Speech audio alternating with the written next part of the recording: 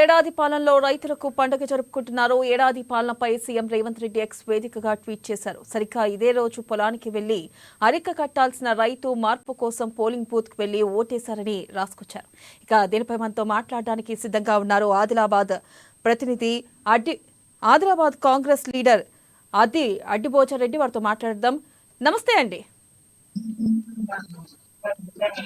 పొద్దున మనం చూసుకున్నట్టయితే ఉదయం సీఎం రేవంత్ రెడ్డి ట్వీట్ చేశారు. ఆ ట్వీట్ ని ఎలాగో చూడొచ్చు. అలాగే మనం చూసుకున్నట్టయితే ఈ 9 రోజుల పాటు ప్రజాపాలన విజయోత్సవాలు నిర్వహించనున్నారు.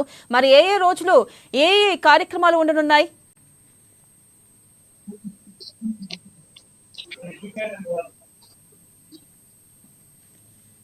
సంవత్సరం పాలనలో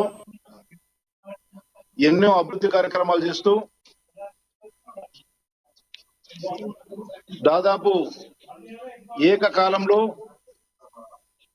రైతులకు 2 లక్షల రుణమాఫీ 18,000 కోట్లు చేస్తూ ఈ రోజు కేవలం రైతులకే 54,000 కోట్లు ఈ రోజు యొక్క ప్రభుత్వం పెట్టుబడి పెట్టడం జరిగిందని చెప్పి సందర్భంగా తెలియజేస్తా ఉంది. అదేవిధంగా 50,000 ఉద్యోగాలు కూడా ఈ రోజు కల్పించడం జరిగిందని చెప్పి సంవత్సరం కాలంలో ఈ యొక్క ప్రజాపాలనలో రైతు పండుగ రైతు సదస్సు ఈరోజు నాగ్పూర్ మహబూబ్ నగర్ లో నిర్వహించుకుంటున్నాం.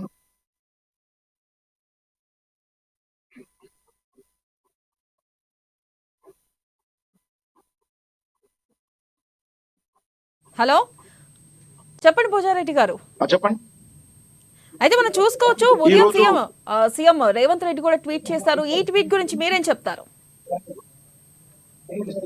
మేడం, వాయిస్ కొంచెం క్లియర్ రాకుండా. భోజారెడ్డి గారు, వినిపిస్తుందా మీకు?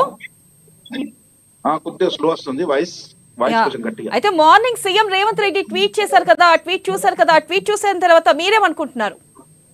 ఆయన క్లియర్ గా చెప్పారు, ఏదైతే గత ఏడాది ఇదే సమయం రోజున పొలానికి వెళ్లి అరిక కట్టాల్సిన రైతు మార్పు కోసం పోలింగ్ బూత్ కి వెళ్లి ఓటేశారని చెప్పి రాసుకొచ్చారు. ఈ ట్వీట్ పై మీ అభిప్రాయం ఏంటి? మీ వాయిస్ క్లియర్ రాకుంది మేడం. మీ వాయిస్ లేదు. భోజారెడ్డి గారు, వినిపిస్తుందా?